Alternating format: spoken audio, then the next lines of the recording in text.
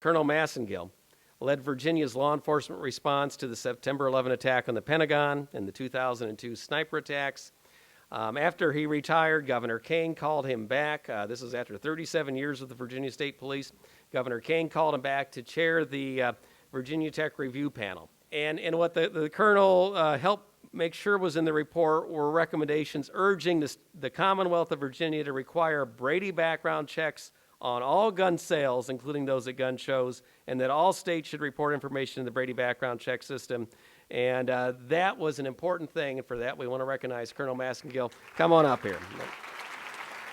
I, like a lot of citizens and certainly a lot of Virginians, am a very strong Second Amendment person.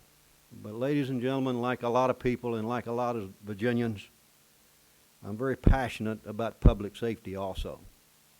Now I know, just like you know, because we've all been told so many times, guns don't kill people, people do. And that's why background checks, to me, make so much sense. The Virginia Tech Review Panel, in looking at this, identified 44 incidents since 1966, since the Texas Tower, where we've had fatal shootings on college campuses across our nation. Since Virginia Tech, that certainly has not slowed any at all. In fact, it's probably gotten worse. These shootings are happening at an alarming rate. They're occurring, and I need not tell this group, not only on our college campuses, but in our shopping malls, in our workplaces, on our public highways, now roadway rage.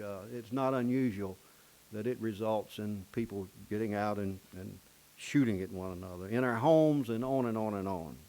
For me, seeing firsthand what terrible and tragic consequences can come from guns in the wrong hands, I have no doubt that what Paul and Sarah and the Brady Center and the Virginia Tech panel got it right when they said background checks should be made on all gun transactions. It just makes sense.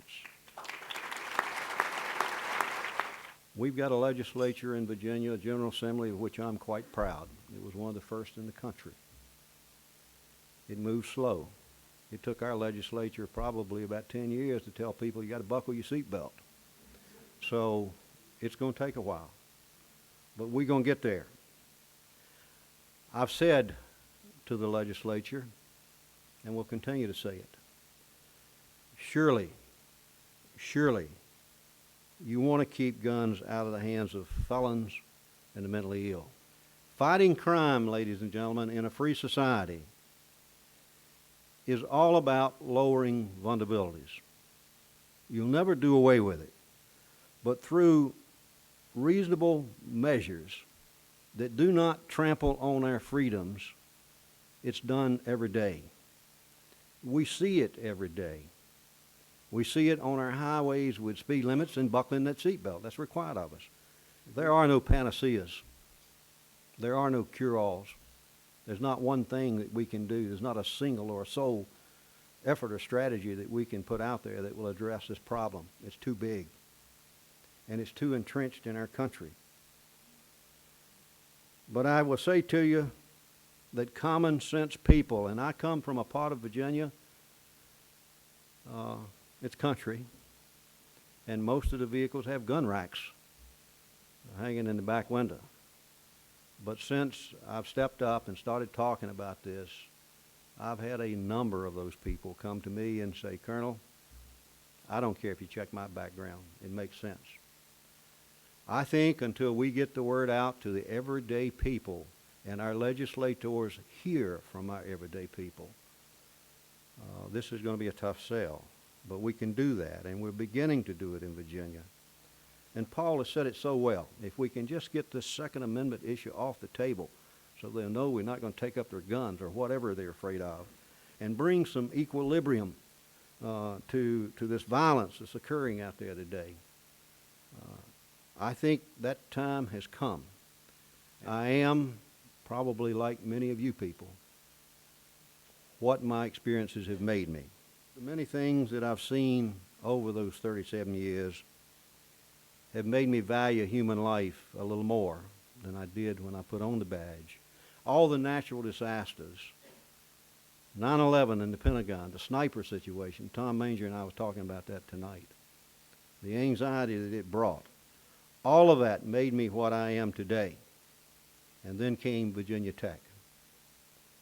And I'm here to tell you that Virginia Tech was different. It was so very tragic, and there's so many lessons that we can learn from Virginia Tech. We've got to do that. I know that, and you know, as Paul has said, this fight for sensible gun laws is not going to be easy.